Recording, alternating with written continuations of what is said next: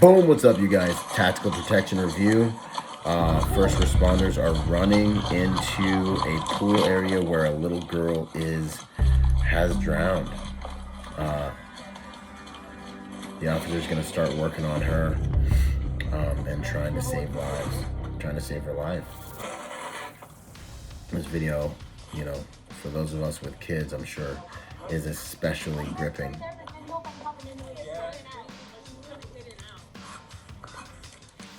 Trying to get oxygen to her brain, trying to keep her heart pumping.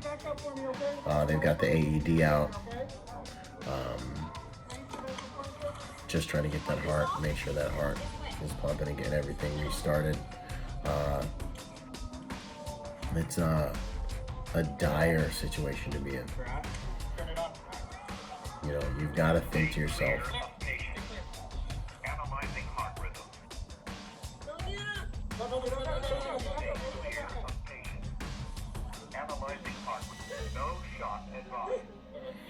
the thing about AEDs is they will walk you through the steps. Crucial piece of gear.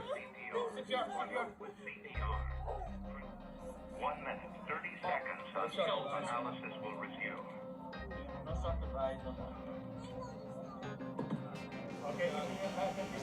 Just put yourself in this position, it's a normal day at the pool. 1 minute, 15 seconds until analysis will resume. Everything's fine. You're just spending time with family. It wasn't a gunman. It wasn't anything else. And now you're fighting for, one of your children's lives.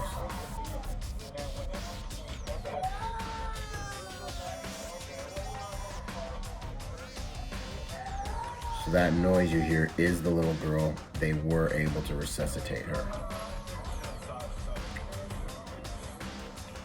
This video has a happy ending. The child was transported to a local hospital where she made a full recovery and went home the next day. I think that's beautiful. It's an amazing story of how amazing our first responders are. And thank God it had a happy ending, but that's not everything, I show this video in order to really just illuminate some realities around being a protector. As a protector, you must be willing, capable, and prepared to defend yourself and your family. Being good won't get you through this situation. You must be formidable. You must be competent, right?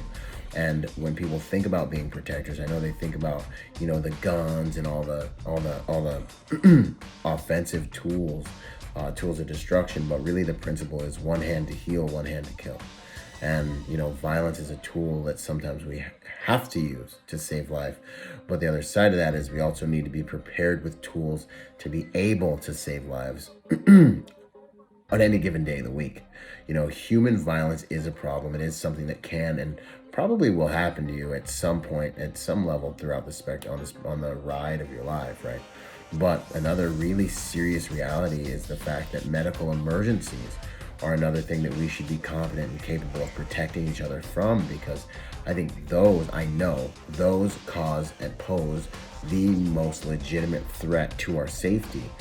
Driving is one of the top things that kills people in America.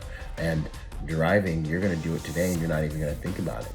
We're talking, hundreds of thousands of people dying just driving. The probability that you are driving down the freeway and see a crash, we've probably all already done this, run up on a crash and there are casualties. Would you know how to save lives? The probability that you may be in a crash and may have to save a life, or come across something like this and may have to save a life, or maybe in a restaurant later on today and someone starts having a heart attack or choking on their food.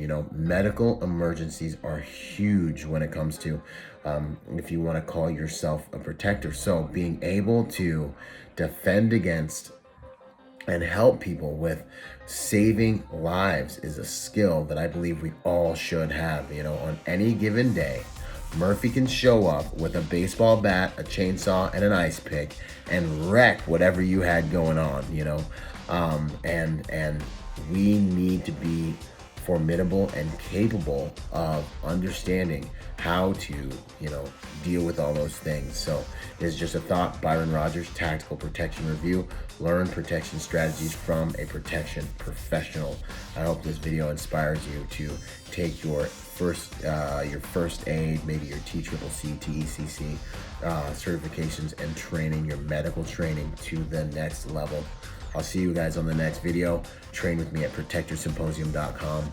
And until then, stay peaceful, but not harmless. Out. Boom!